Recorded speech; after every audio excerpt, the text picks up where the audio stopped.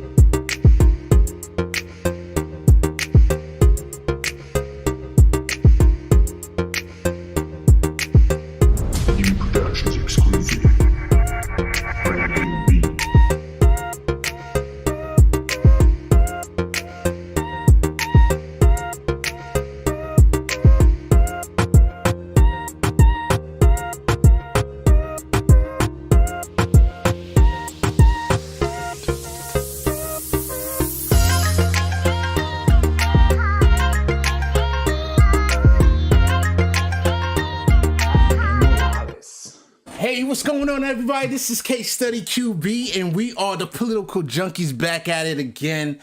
And man, I'm so excited to be with y'all. Much love to my peoples. And we got here John, we got Gabe, we got Carlito, Felipe, Izzy, Bendone in the back. And if you're here watching this, you're a political junkie. You're part of the team right along with us. John, my man, how you doing today? You're right today. Today is a great day for the state of Virginia. Yeah. They just voted to abolish the death penalty. Nice. And as soon as it goes to the governor's desk, they'll sign it. Will become the first southern state to abolish it. And I know a lot of people think that Virginia is not a southern state. It is a southern state. So great day for the state of Virginia. Awesome. Gabe, how you doing, my man? Not doing so well. My man Joe Biden, or your man Joe Biden, is already reneging on many promises. We got the $15 minimum wage. We got the missing stimulus checks. We got there's just so many things that he's slacking on. Deporting nonviolent immigrants is just a shame. It's the Trump administration part 2 with a little bit of wokeness. 100%. So that's I think we might have that discussion later on where we could try to see how we can push him, strategize, or if we can even push him. So we'll talk about that. All right, Felipe, how you doing, my man? I'm good. I'm just chilling. No comment from me. No special. Cool. No Izzy, how you doing? Izzy's in the back chilling. I don't know if you know you're on mute. But, my bad. I didn't know you were calling on me. Yeah, I always call. I gotta give everybody love. I can't leave you out, my man. All right, but everything's all right. Hanging in there, and just every day feels like the freaking same. I'm just tired of it. I'm over it. I hear you. I'm hoping soon we're gonna be doing like tricks with our boxes where we're gonna be showing like little memes and stuff like that. Because I can't imagine you. There you go. There you go, Izzy. I'm not there yet, but eventually I'll get there. We're going to be doing it. We're going to be having fun with this with you guys. So I want to give the chat some. Oh, Carlito. Yeah. I know that. I knew you was going to do that. That's one of Carlito's favorite memes in our WhatsApp chat that he always puts up. So I knew we had to definitely put that one there. Signal chat now. Signal. WhatsApp. WhatsApp. There we go. Let's let people know. Everybody, head over to Signal. Use that app. Because WhatsApp is going to be changing their privacy policies. And Izzy, I don't know if you want to talk on that a little bit because that's your area. Yeah, there's a lot of controversy about what they're trying to do, what they're not trying to do. At the end of the day, whatever you read online, Facebook owns WhatsApp. Facebook, it wants to steal all your data. They want to sell it to advertisers. We're talking about data that you can't even imagine they have on you and everybody you talk to. They may not be able to see the contents of your chats in WhatsApp, but they can still see every single person you talk to and sell that data, which they're absolutely doing. Get off of everything Facebook owns because it is a terrible company. And for those who watch Westworld, it's like the Rehoboam. If you watch the latest season, it's like the Rehoboam. They own all your data and they're just trying to monetize all of it. It's terrible. Get away from everything on Facebook. There you go. Get away from anything on Facebook. Head over to Signal. Head over to, I think Discord is good too, right? Like anything else outside of that, pretty much. Signal is the top for security. They encrypt everything. They don't see anything. They don't sell anything. They are 100% the best messaging app for security. Okay, there it is. Stay with Signal then. Everybody go to Signal. And Holly Holmes said Telegram is good too.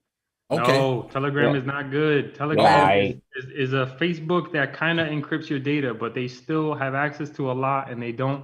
Their policies are not as good as Signal. So they don't encrypt by default. Better than WhatsApp, but not nearly as good as Signal. Hey, everybody, in Izzy we trust. So whatever Izzy says about security, believe me. Go ahead, John.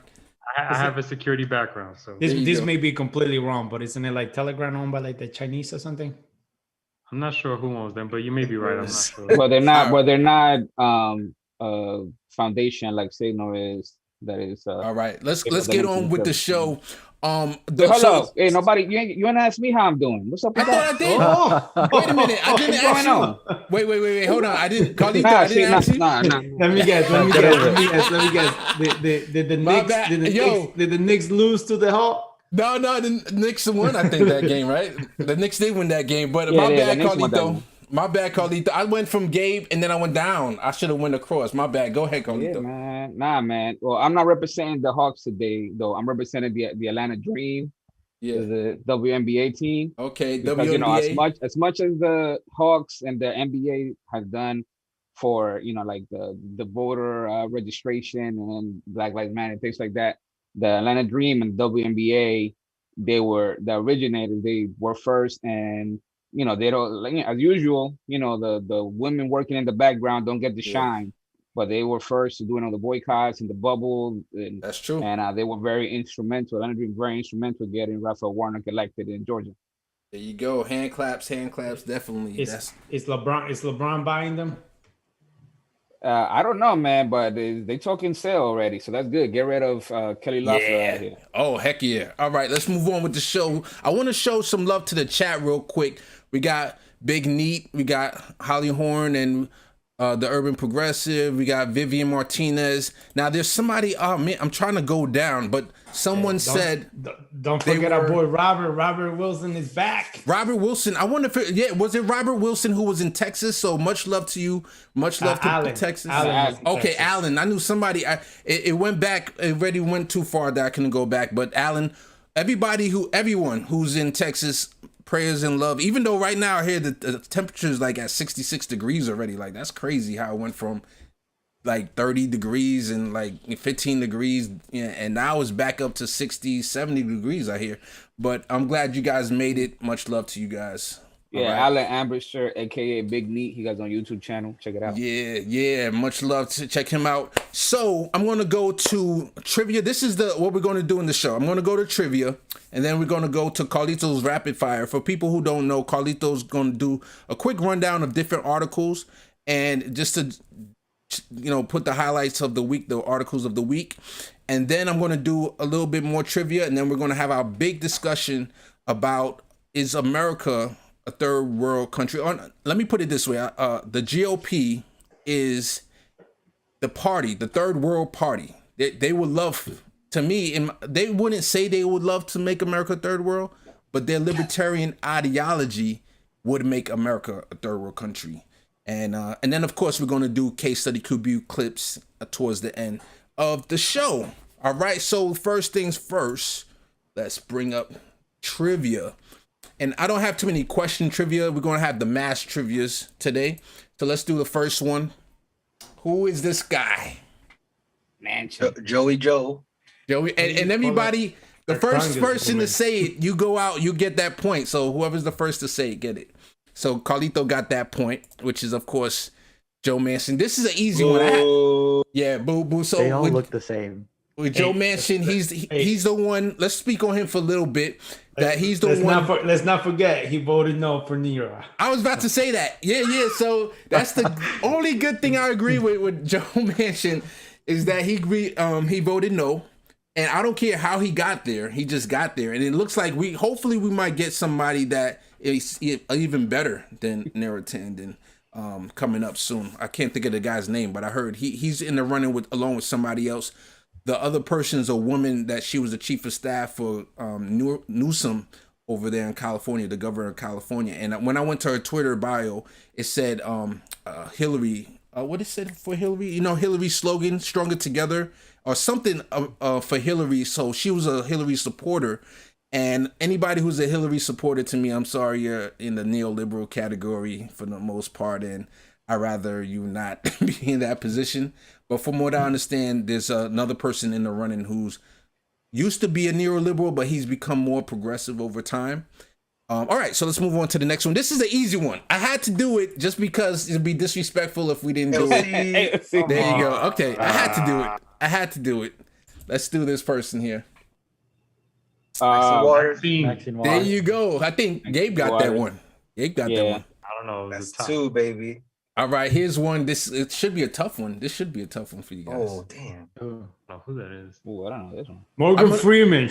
Congresswoman. So this is one that the chat room, if any of the chat room can get. Matter of fact, I'm going to leave this here, and we're going to continue to Carlito's Rapid Fire, and I'm going to come back.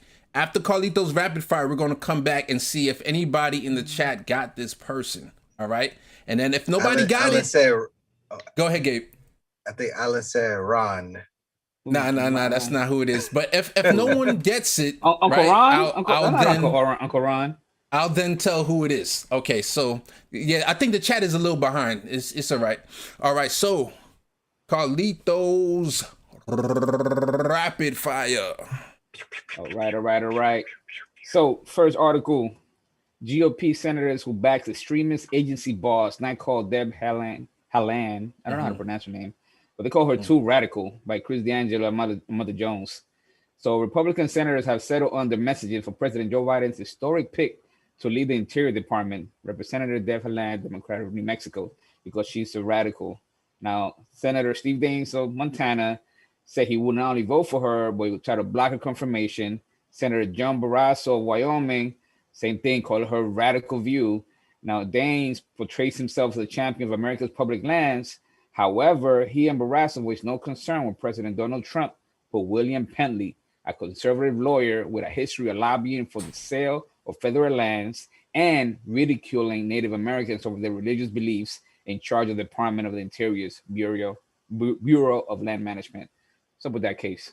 Yeah, so this is just a straight up case of hypocrisy where we see someone just trying to find something that's wrong with a nominee. Like, Deb Haaland is one of the very, very few people that you can put under the progressive category that Joe Biden actually put up and put into his administration. I'm hoping that, I think it's pretty safe to say she's going to get nominated because the Democrats have the Senate. So I'm looking forward to seeing how progressive she is. That would be the question. But because she's not in any problems, it would have been funny to see how they would have tried to spin the Native American, identity politics to say, hey, the first person to be in the cabinet and this guy doesn't want it. We see that with Neera Tanden, unfortunately. With Neera Tanden, they keep trying to play her Asian American card and trying to say she's good and that reason, but I don't. I mean, that card has been played. Kamala Harris already got the #2 spot for Asian American. Yeah. They got to find a new card. There you go. Go ahead, Carlito.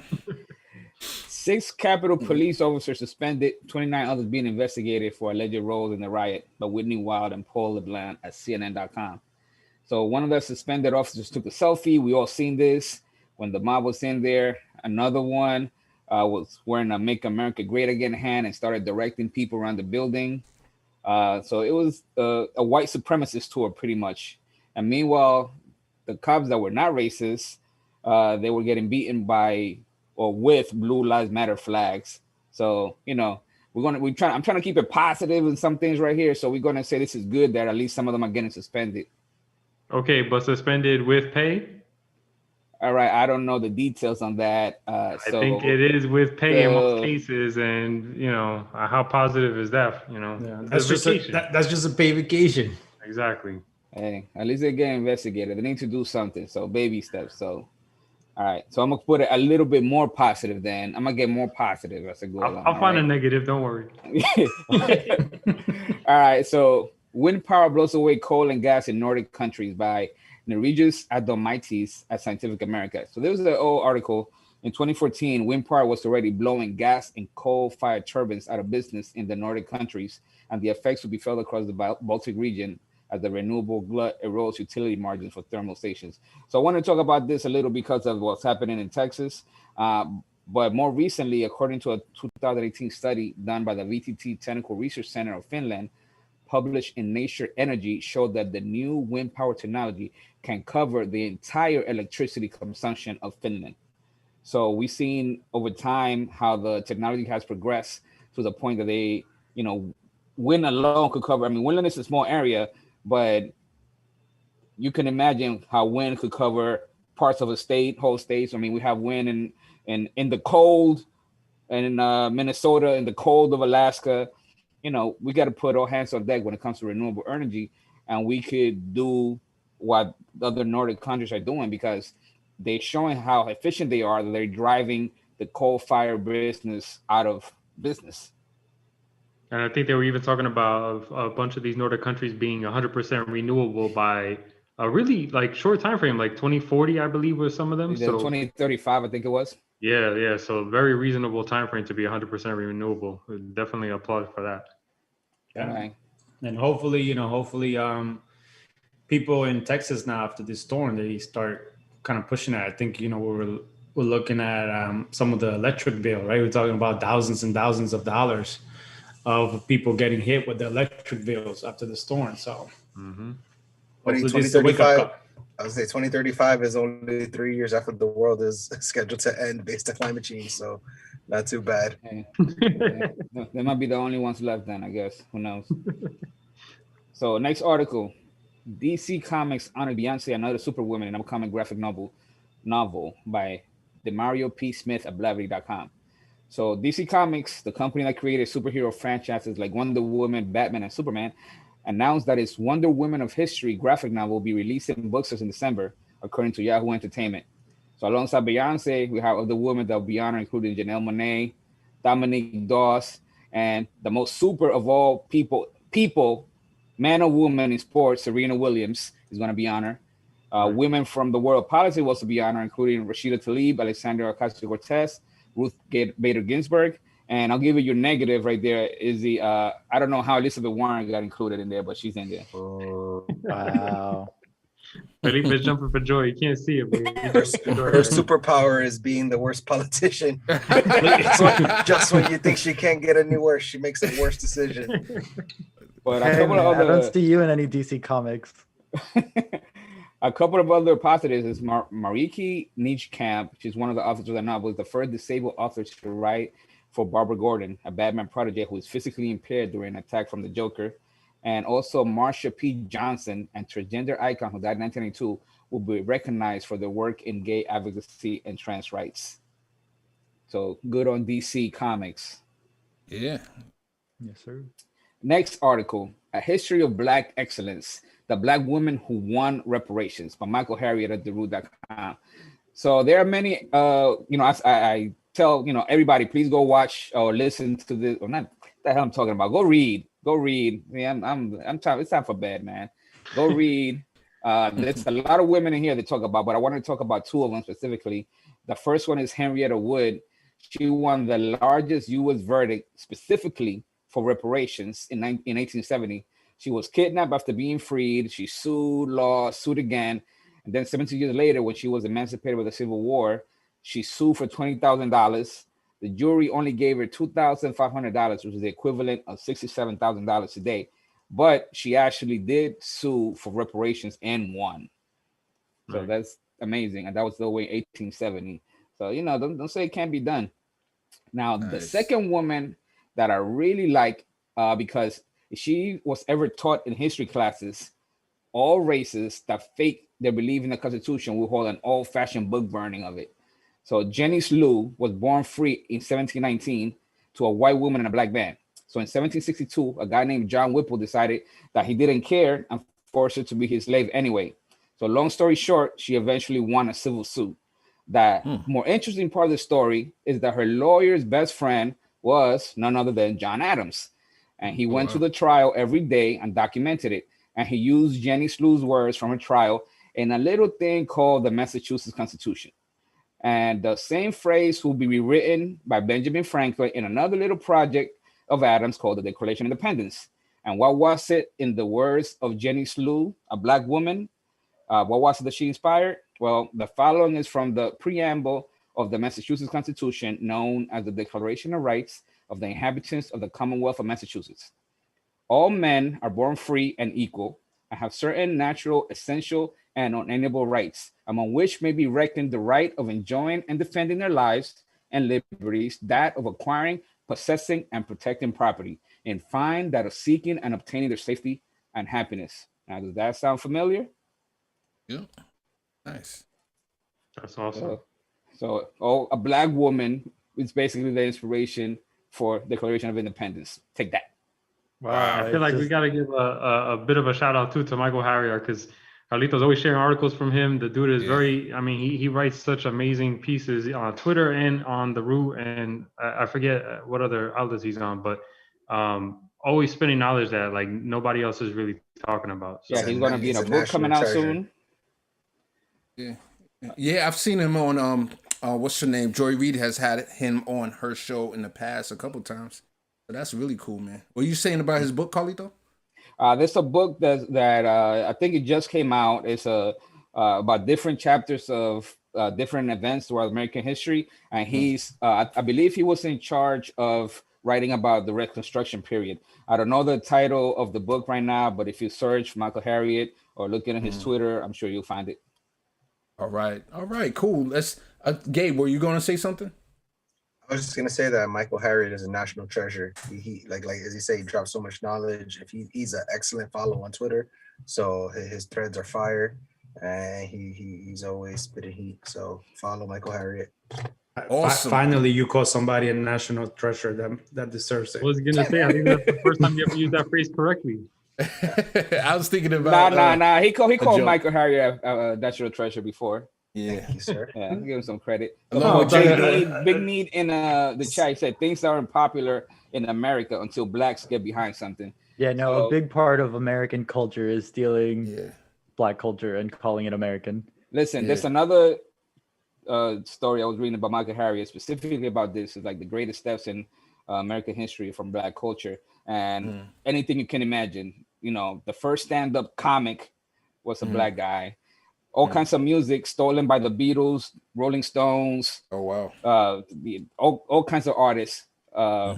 You know, every kind of art form, every kind of dance, like pretty much anything that's popular it was basically created with black culture first, but then white people profited from it. Appropriated it. Yep, I'm not surprised. All right, let's get back. Anybody got the answer yet? Somebody said Rango. I don't know if you was talking about this, but okay, I'm gonna get right to the answer. The answer is in spirit of Judas and the Black Messiah. This is Bobby Rush, who is the co-founder of the Illinois Black Panther chapter, along with Fred Hampton. Now, I wanted to bring this up specifically because of this. Who did he endorse in the election? And you guys are going to be absolutely surprised who this guy endorsed in 2020. It wasn't Bernie. So the first person he endorsed was Pete Kamala. Not bad. I would accept that. Okay, I'll accept that. But when she dropped out, now who would be the last person that you would think a former black, or I don't know if you consider, let's say he was a former Black Panther, the founder of a chapter, who would be the last person he would endorse that was running? Bloomberg. Pete. Right? Okay. Felipe said the person that he endorsed. He endorsed freaking Bloomberg. Look at this. Wow. Bobby Rush endorses Bloomberg's White House bid. Yeah. I have a comment though. Go Did ahead, Felipe. Bloomberg donate to his campaign back when he ran? Because Bloomberg did a whole image cleaning thing where he went and donated a ton of money to black campaigns to help them get elected. So and to mayors across the country also, because he had a lot of endorsements from mayors. So it's But very possible that he was calling back his favors, you know. The reason in real quick, Carlito, the reason in the article was because of his it's called the Greenwood Project, which is basically what Bloomberg came up with his plan for the black community, and that was what he used to say, oh, I like that plan, so I'm going to endorse. And then he quickly became a co-chair. So I'm sure there's some behind the scenes stuff going on. Carlito, go ahead. Yeah, I was gonna say that I read about this when it happened, and I didn't know much about Bobby Rush, so I looked him up, and you know, I was very disappointed, but unfortunately not too surprised, because a lot of the people that grew up struggling the civil rights era, at least too many of them, once they got in power themselves, they kind of use that power for themselves. And you know, it's you know, it's hard, because even when they want to fight for the, you know, even if they might be a representative of their own district, you know, they still answer to a wider power above them, and they always have to basically ask for permission to do things from somebody else above them. So even if we elect somebody that we think is going to be representative of us, there's always somebody above that's pulling the strings, and in this case was Bloomberg.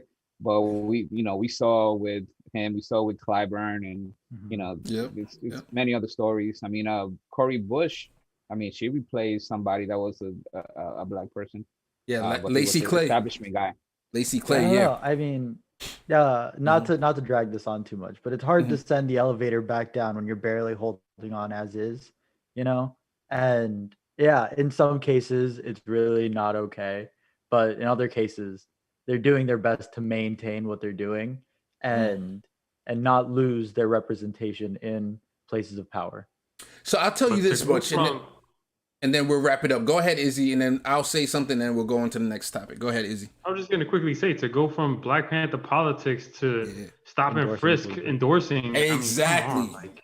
Exactly. That's my point. So basically, I looked up Medicare for All caucus just because I was curious if he was on there, and he wasn't on there. But then I looked up his name and Medicare for All, and I did come up with something that said that he endorsed or Medicare for All. But I was just thinking, like, Black Panthers are a like socialist, super leftist, Maoist. Like, if you look at the idea, like, I'm looking into the history of the Black Panthers since I watched the movie. I've been obsessed, and they talk about a lot of things that are super radical.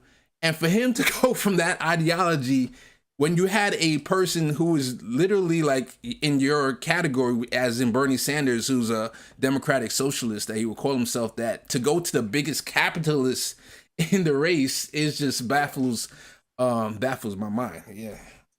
I mean, sometimes when people see or they think that there's no way that, what they want is going to happen, they just, think it's just good enough to go along and just tag along whatever they can. And maybe he just wants to get a few crumbs here and there, or maybe he just wants to look for himself and that's it, look out for himself. So, I can't tell, but, I'm hoping it's just that maybe he was disillusioned by things that happened, and maybe even afraid that he was going to be next and get killed. And but with enough coaxing, we could bring him back. But he was elected, I think, in 2000 or 2001. So, like, at that point, you're not afraid. He was an alderman first before he got elected to the House. You're not going to be scared of getting killed. And he's a pastor now. I mean, at this age, at this age, you think he's still worried that in the back of his mind? No, well, not anymore, because he's not doing anything radical anymore. Exactly. So it's like, but I'm saying, if he was, he knew that, okay, maybe I'm not going to go that route anymore. Let me just go in the straight and narrow and assimilate. And my last point is that maybe there is something to having like term limits, because like it seems that as soon as you get in office, the more you stay in office, you go further to the right. And that's why I give Bernie Sanders a lot of credit for, staying the course. Even though even him in his early days, he was like straight socialist. He wanted to take over the means of productions in certain areas, in certain industries. And then he became who he is now, which still is, to the average person, super radical. But go ahead, John. I know you're going to say worst politician in politics. I knew he was going to say something. All right, let's move on to the next thing here. I'm going to, we're going to do this last trivia. I'm going to do a couple more trivia stuff, and then we're going to go to our discussion. All right, so the answer is Richie Torres. We don't have any questions today, but who's this person? And I brought this person up for a reason. Baby Hillary? Yeah. It's not going to be easy. I'm just going to go straight to who it is. So this is Abigail Spanberger. Anybody remember this woman now? Oh, shit. I remember that name. She's in Virginia too, John. She's in your. She said something really dumb. The one that the call talking about. Exactly. The left and the police cause them seats. Yeah. So right after the election, Biden won, but the Democrats had a conference call where they was assessing why they lost seats, and Abigail Spanberger was the person that had that infamous moment when she was cursing and she was calling out progressives because she was blaming them for the defund the police caused all these moderates to lose their seats. So I just want everybody to remember this face, and hopefully we can get her out on the next one, because she's also CIA. Now, that's not directly a reason why I want her out, because, they could be good people in the CIA, but she's also a former CIA. So take that at any way you want to take that. And all right. So we're going to move on to the discussion of this episode, which is the GOP, the party of the third world country. And the reason why I wanted to bring up this discussion is because of what's going on in Texas. It's very unfortunate that the storm came by and they had at least 11 lives. I'm sure there's more people, 11 lives that had passed. I think it was above 20. Above 20. I saw something. I mean, you have an 11-year-old who died from hypothermia, and a lot of people who died because they put on their fire furnace and then they fell asleep, and the house caught on fire. You have people that put their generator in the house with them, and the carbon monoxide killed them. So it's just a tragic situation, which could have been avoided if the legislator, which was, Texas is dominated by the GOP, if they would have put regulations on their energy companies to weatherize, this could have been avoided. So we're going to be talking about some other areas in America that resembles a third world country.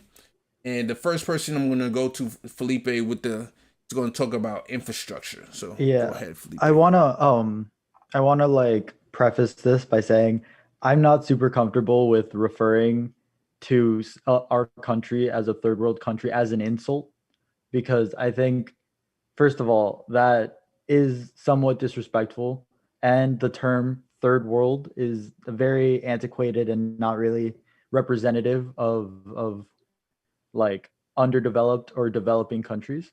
But beyond that, I think it's also not fair to look at the standards of US infrastructure currently and like compare it to those countries, because right now the American Society of Civil Engineers gave the United States infrastructure, the power grid specifically, a D+. A lot of what has happened in Texas, which most of you may have heard by now, it's kind of it's been told in many different ways, was not that the Green New Deal was passed in Texas. Tucker Carlson, surprise, surprise, doesn't know what he's talking about. But in reality, the windmills that were frozen over were first were able to be weatherized. It was chosen not to do it, but that's beyond that, because the windmills that were in warmer climates were performing above capacity. And the biggest failure in the Texas infrastructure not only was the freezing of natural gas factories, but the fact that they willingly and purposefully kept their infrastructure grid they kept it smaller and poorly built just to not be part of the federal power grid, to not lose control and be able to privatize their entire grid, which is absolutely bonkers. The fact that they would choose to monetize something that is as necessary as power. Right now, the United States power grid runs at almost 100% capacity. It is outdated by almost 10 to 20 years. And studies have shown that many things can cause a total nationwide power outages. Things like solar flares, things like EMPs, many things that we have no way of preparing for would cause a national power outage coast to coast. And those same studies have shown that something like that at that scale within 12 months would cause a 90 or so percent death rate, just because of how reliant we are on power today. And the fact that it's not probable, but the fact that it's possible isn't acceptable. Yeah, totally. Yeah. I totally agree with you. It's really sad. You said 100% capacity.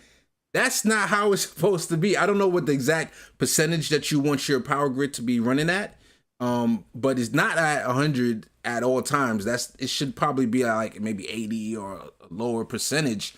And then because as soon as you have any type of emergency, boom, this is what happened is going to happen. So I'm going to talk next, and then we'll move on to some of the other guys. Well, I wanted to add one more thing since we're on infrastructure. Sure. My little tidbit I can add to this conversation is security again, right? We talk about IT security, and when we talk about the security of our infrastructure, on top of the fact that it runs so poorly, I mean, I don't know if we could call it like an undeveloped nation, but our security of our grid, of all of our critical infrastructure is absolutely horrendous.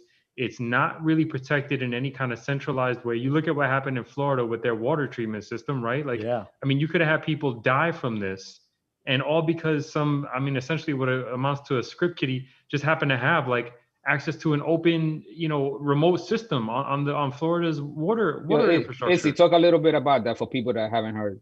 Okay, so basically what happened was, I forget, it was probably about a week ago or so.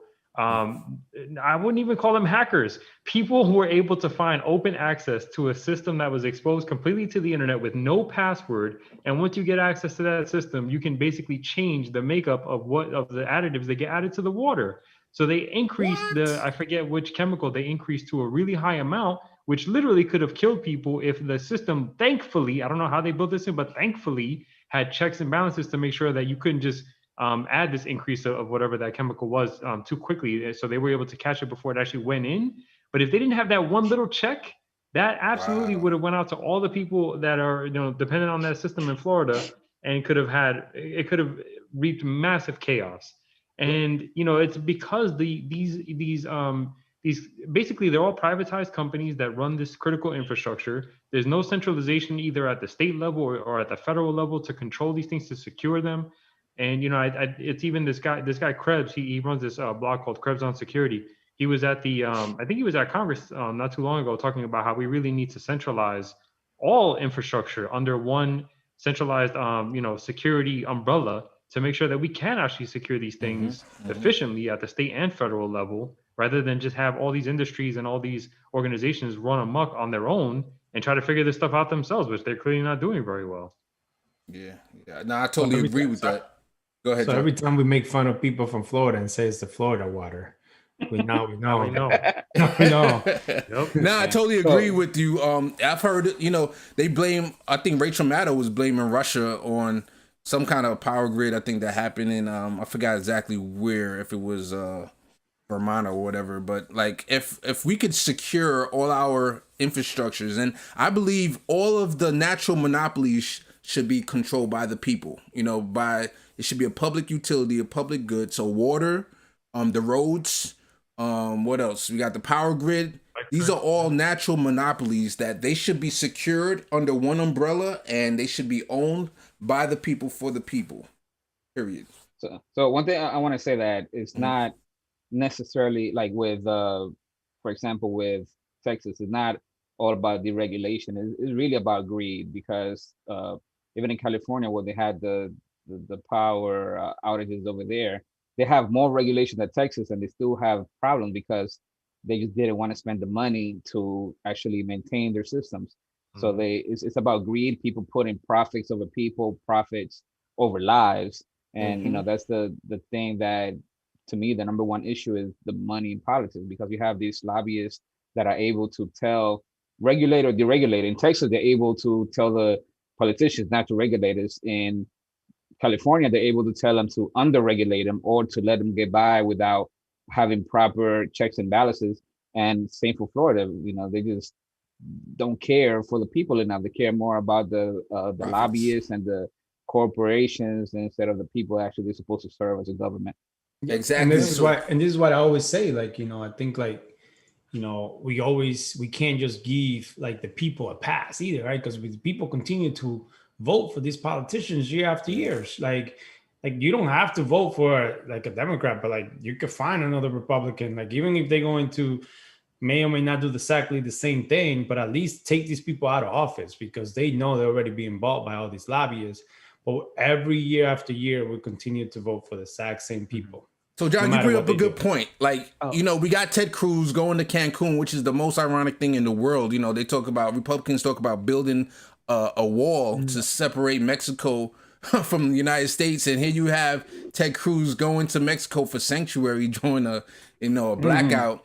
And do we think, everyone here thinks that Ted Cruz is going to lose his election in 2024? Unfortunately, it's in 4 years, so there's plenty of time. He said he was going to retire, so I don't think it matters. Are you serious, John? I think the whole Ted Cruz situation is beyond ironic. I think Ted Cruz has established this background about himself, that he plays dumb, but he's actually smart and knows how to play the game. This scandal going to Cancun is the most idiotic move I have ever seen by a politician. Just so blatant and so ridiculous. And then coming back and serving water bottles in an empty parking lot as a photo op. Yeah, terrible stuff. I know we got a lot of other topics to talk about, but Carlito, you wanted the last one more thing? Yeah, I mean, Ted Cruz, I don't care what he says. He's gonna lie. He could flip flop. I don't care if he's just gonna retire. He probably want to run for president. That's all it is. Yeah, my prediction is Texas. So they're so strong minded. Like right after this happened, you had Rick Perry, who was the previous governor, and then he was the energy secretary. The first thing he said was, "Oh, Texas doesn't want the federal government to in our business." You know, and I'm sure he's saying that from his comfortable of his warm home wherever he is, because you know anyone who's desperate doesn't care where it comes from. They're gonna want help. Oh, but he's fine taking the FEMA money and the Yep. universal health care they're about to get. Yeah. So my prediction, I don't think things are going to change in Texas. Like they really going to need, maybe if it happened right before an election, like maybe 3 months, 2 months before an election, if this happened, then they would have done something. But I don't see it happening at all. So I want to talk about the prison reform, and I'm going to mention this article right here. Oops, I'm going to mention this article as soon as I find it. Boom. 6 ways America is like a third world country. This is from Rolling Stone, and it's from March 5th, 2014. So it is kind of old, but I think some of the statistics are still relevant. And I'm going to talk about the prison system. The International Center for Prison Studies estimates that America imprisons 716 people per 100,000 citizens. That's significantly worse than Russia, which has 484 prisoners per 100,000 citizens, China, which is 121, and Iran, which is 284. So as of right now, Russia and China is considered a second world country, and Iran is considered a third world country, and we have our stats is a lot worse than even Iran. So the only country that incarcerates a higher percentage of its population than we do is North Korea, which is absolutely crazy. Anybody want to say anything before I say my last 2 points? America's number one. America's number one. But again, it goes back right? Like we have that high population, and what do? Mm-hmm. We elect the creator of the crime of that bill. So what the bill called? Can't think of the crime bill, right? So it's like that's what it is. Like the crime bill. Like, our citizen, like we just forget about things. Things happen. I think Robert mentioned it. It's like things happen today. 2 years from now, people just be like, "Oh, nothing ever happened in Texas. I'm gonna continue to vote for these people." We are a worst enemy. We continue to vote the exact same politicians that are continue to make this bad policy, and then year after year, we continue to talk about the exact same things. A whopping 60% of those incarcerated in U.S. prisons are nonviolent offenders, many of them in prison for drug charges, overwhelmingly, of course, African Americans, unfortunately. And then 217,000 American prisoners were raped each year. That's 600 new victims every day, which is absolutely horrifying. Go ahead, Carlito. I wanted to play a little devil's advocate and talk in defense of the people. Because when you look at one of the reasons why people keep electing the same people is because the media, what they see is the talking points. The media doesn't really put politicians to task, doesn't really challenge them. They just, when they put them on TV, it just asks them, well, this person says this, what do you say about that? And they let them lie. They don't really challenge them and tell them, hey, but you said this and this is what happened, so you were wrong. What do you have to say about that? They never really challenge them. And also, again, it's the money. You have corporations that make money from incarceration. Same from like the border, the ICE, where the prisoners, where they keeping all the immigrants, the prisons, or a lot of private prisons where they keep in majority, like 42% of the people in death row are Black right now.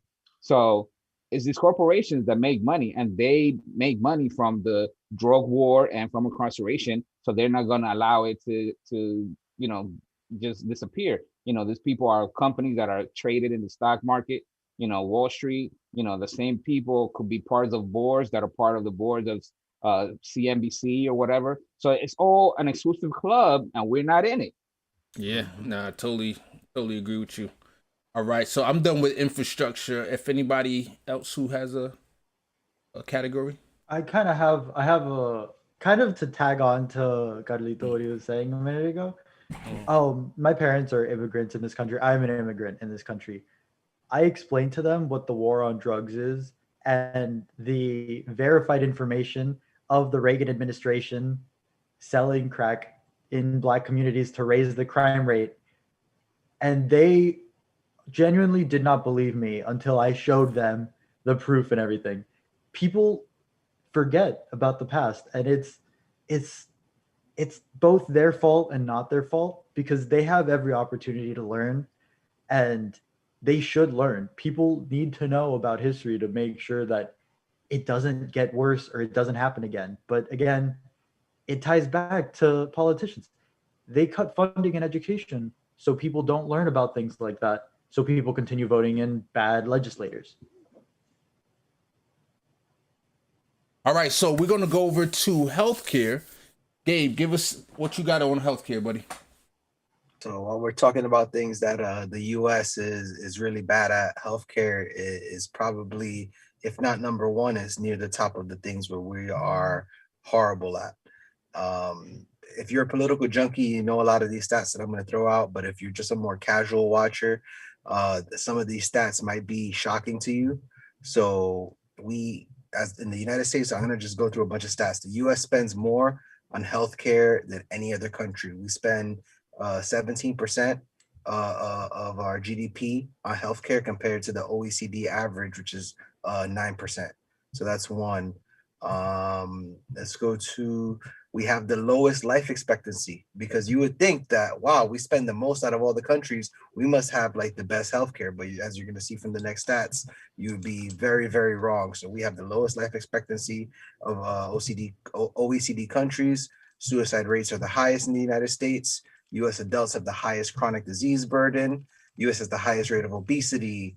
Americans visit the doctor less frequently than other countries, and we have fewer physicians. So even though we're spending so much more, we have less doctors. Let's see what else. High rate. U.S. has the highest rate, or near the highest, of MRI scans. U.S. performs more hip replacements. One of the craziest ones is U.S. has one of the highest, if not the highest, maternal mortality rate. So mothers giving birth. You would think in the year 2020 that rate would be going down, but we have one of the highest rates. Some other crazy stats. Let's go anywhere from 30 to 45. So I've seen some numbers as high as 60,000 deaths that happen in the United States are preventable per year, just based on if people had universal healthcare. We're the only country in the OECD, which is like the developed countries, that doesn't provide universal healthcare for all of our people. There's anywhere from 500,000 to 600,000 medical bankruptcies every year. We're the only country that has that issue of our peer OECD countries. And I could go on and on and on. Our mortality rate is number 37 in the world. So we and I've seen that recently that number is actually worsening instead of improving. Out of the countries without universal healthcare, again, when you start seeing those countries, it's a lot of underdeveloped countries and a lot of dictatorship countries. So that's not good company to be in. And that's pretty much it. I could be here all day just talking about how bad we are at healthcare, but in a summary, if you want to say that there's something that we're bad at, it is definitely healthcare. All right, so I want to move right on to the next category. So John, what you got on education? Hold my beer, right? Education tells healthcare, like yeah, man, like, you know, we know that when we talk about education, right, we're talking about pre-K to high school, right? I think, you know, people know that obviously the university, that they are good, but when it comes to education, you know, we always up, like, you know, in the 20s in the rank, and we never in the top. Like I was having this conversation earlier with someone, and we're talking about like all these other countries, like for example, a country like Canada, they start their kids at like 3-4 years old. They go into the public school system. And the United States, have gotten to be just, again, money, right? You have all these daycare. They decide that, oh, well, your birthday is September 30th. We're going to come up with something that talk about emotionally you're not ready for first grade. So now we're going to hold you up another extra year for you to just pay another whole year of, like, you know, $25,000 in daycare costs. So we continue to not push our kids. You know, when you look at other countries like Sweden, like, you know, there's no such things as homework and multiple choice tests. they constantly pushing their kids, and we definitely falling behind in science and math and everything that's going to rule the world in the next 30, 40 years from now, if we're still around. So obviously, we definitely need to do better, but we always, education comes, we made it about where you live, right? Your house price is based on the ranking of your school. But then again, your school is just based how good you are a test taker. So our whole education system is just based on how good you are at tests. It doesn't matter if you're really smart or not, because you get a 25%. You already get a 25% chance of getting that answer correct. Go ahead, Felipe. I wanted to touch. You said that schools in Sweden don't give homework. They don't give multiple choice tests, but it's beyond that. They do studies about how developing brains work, and studies have shown that you can't focus on a certain topic for a long period of time. Your brain, after a certain amount of minutes or a certain amount of hours, stops absorbing information. And in those countries, they have periods of time where you can go out, get fresh air, walk around, and sort of reset yourself. They do these studies, and then they do this magical thing of implementing them and learning, and clearly it's been effective. Yeah. I totally agree with you. Izzy, you going to say something? I was just saying, they use science and they make decisions based off of science. That's crazy. Bonkers. Let's not even talk about the kind of food that they give these people in their school. So the much healthier food, right? Yeah. Oh, God. I mean, here in Georgia, one time there was a story about the food that they were trying to give the kids, and because the lobbyists again, they made it so ketchup is considered a vegetable, so they could put that in, as part of the diet in the kids' school. They did the same thing in New Jersey, I think, so that they could still have Pizza Friday, so the pizza is a vegetable. Yeah. Oh, wow. And what was that company? The potato company from Idaho. That they were trying to remove French fries from the menu, and they went into Washington and they lobbyists, and they said, yeah, kids could have French fries and all that junk and stuff for that. So yeah, it's just, I don't know, man.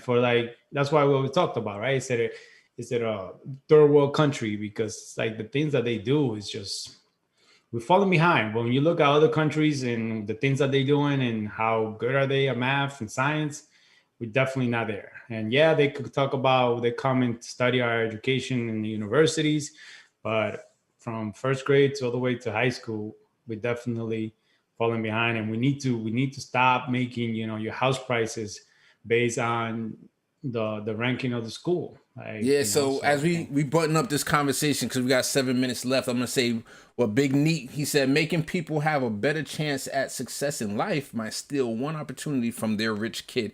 And that brings me to the point that in one of the other countries that does really well, I don't know if it's Finland, but they abolished private schooling. Sweden. Okay, Sweden doesn't have that. I think it was a Michael Moore documentary. Like, have you ever seen it? Where to Invade Next? He goes to these other countries and he talks about ideas that this country have, and they all kind of were used to be America idea. Yeah. And he goes to Sweden and asks them okay, so where do the rich kids go to school? And they're like, yeah, the schools, every school system is the same. There's no such things as private school. And, it's not the African-American and Hispanic kids are going over here where the school is barely surviving. And then, everybody else is going to this nice school that's a 10 out of 10. So, but unfortunately, I think because private schools are such ingrained, imagine saying to Catholic families, oh, Catholic schools are going to be abolished. Christian schools are going to be abolished. What else? I know he loved that. What else? Those charter schools, all these different schools. We're just going to have one public school system. They would just lose their mind. Go ahead. Listen, I'm a fair person. To me, you could have all the private schools you want. Just don't get any kind of federal funding whatsoever or any public funding whatsoever. If you want to go to send your kids to private school, use your private money. And don't use tax deductions for it, which is something that they were doing here in Georgia. Like you were talking about how the age requirements to send your kids to school. My kids were borderline. Two of my kids were borderline to get into to go to school. So I chose to send them to private school and then moved them to public school afterwards because I didn't want them to just have a year of just wasted doing nothing and coloring and BSing. But they had a thing in the private school where you could send, I guess, an application to the state of Georgia, and the money that will go towards the public schools, send them towards the private school of your choice. So they wanted me to send the public money to send it to gear it towards the private school that my kids were at. And I said, no, because I believe in the public education, because right now, you talk about the school, your houses having been part of the great school district. Well, the public schools get funding based on property taxes. And right now, when they say America catches a cold, Black America catches pneumonia, it's the same thing. The Black people, Latino people, they're stuck in the worst neighborhoods, in the worst schools, because they live in neighborhoods that have because of redlining and other racist factors. They have cheap property prices because they have the cheaper houses. So then the schools get less funding. So then the kids get, they're lucky to have water and heat. Like in Baltimore, they had no heat for a long time, and good and potable water. So it's just crap, man. Everything is all about the money here. Yeah, no, 100%. And if you think about it, like everything that we're talking about ties together, right? So you said, the lack of infrastructure causes the things that happen in Texas, and especially affects, people of color and poor people more predominantly. Obviously those people are more affected in school, so they don't get as good of an education. They end up in more jail cells, like what Case was talking about. And then obviously, they're in school, they're getting fed crap, they're getting, met with all this sugar dependence and all that stuff based on their diet. So then they end up with health problems, like what Gabe was talking about. Like all this stuff is interconnected, and it all comes together to talk about like why, as a whole, we are just such a crappy, underdeveloped like country. Yep. Because listen, and I leave it to this point. It's like, you cannot tell me. And I try to look at the data. I have this discussion with teachers. I have this discussion with parents. You cannot tell me a kid that birthday is September 30th and a kid's birthday is October 2nd or October 6th. You're going to tell me that kid cannot handle first grade because they decided that 2 days later they're going to be that more mature. It drives me nuts because, it just doesn't make any sense. But again, it goes back to the money. It goes back to daycare. They want their parents to send their kids another year to daycare. And now you end up spending an extra 20 grand and there's that kid just because your kids was born September 2nd. I just an actual question. What would be a better way of doing it? Just I'm curious. I don't actually know. You gotta do it like I think in the past they did it by December 31st. You gotta about your age, right? But then again, when it comes to the school system and stuff, they should allocate the same amount of funding to every school, and then stop making again. I bought my house. The reason why I bought my house is because the school system was 8, and if you go 3 blocks down the road for a house that is worth less than this, the school system is a 4. But we shop as Americans. We shop because we want to get our kids the best chance to get the best education they have. But we shop based on the school, and that's not right. That's wrong. So That's let me say something related, but not related. Kind of interesting is that the same reason why, you have the age limit. Parents that want their kids in sports, they actually hold the kids back on purpose for the same reason. That way, they could be a year older when they go into sports versus the other kids in their same grade class. Wow. And then they could be better, and then they get more attention from the coaches and they improve more. And if you look at Canada, all the best hockey players, they have those late birthdays. Because of it's like a cycle. They are a year older. Because they're a year older, they just grown, they're better. And because they're better, the coaches pay them more attention, they develop them more, they coach them more because they want to win. And then those are the kids that become the superstars of the future. And then I will always say, look at the data and then tell me why it's 1% of that, because half of them suck. So, all right, I know it's 9:00. Do you guys want to do one case study QB clip? I'll leave it up. Let's do it. Let's do it. All right, let's do overtime. One clip. Let me know if you can hear this. Can you hear this? Nope. No. And can you hear? There goes overtime. Can you hear it? Oh no, nobody right, hear it. All right, nope. That's my fault. I didn't get a chance to test it out beforehand, but it's all good. It's 9:00, so it's that time. Let's give the chat some love. Izzy, you want to give the chat some love? Yeah, Shout so we got names out. Vivian Martinez, we got Rafael Rodriguez, Big Knee, our boy Alan. Let's see, Holly Holm chimed in a bunch. Who else? Erica, Robert Wilson, of course. A lot of our good regulars that we're enjoying having in the chat there. They're showing up every week. We Nice. appreciate you all. The true political junkies right along with us. Much love to you guys. All right. And like always, if Go there's ahead, any John. discussion that you guys would like us to discuss or bring up, feel free to contact us. We'll definitely do the research and bring it up to the show.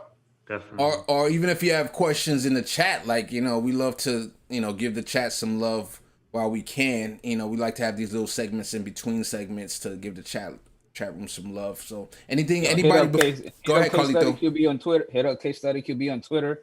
Yeah. Follow, send questions that way, and also like, subscribe, comment. Mm-hmm. And also, Nancy Rancher came out at the end. She likes to stay quiet and then just pop up at the end. Thank you, Nancy. Nancy, much love. So CaseStudyQB@gmail.com. That's also an email that if you want to reach out to me and to the team. And much love to my political junkies. We had Izzy, Carlito, John, Felipe, Gabe, Bendone in the back, Rafael Rodriguez. Much love to you, Robert Wilson. All our regulars. Much love to y'all. And you could have been anywhere in the world, but you're here with us, having fun, talking politics. And we appreciate that. All right, everybody. Much love. Peace. Peace.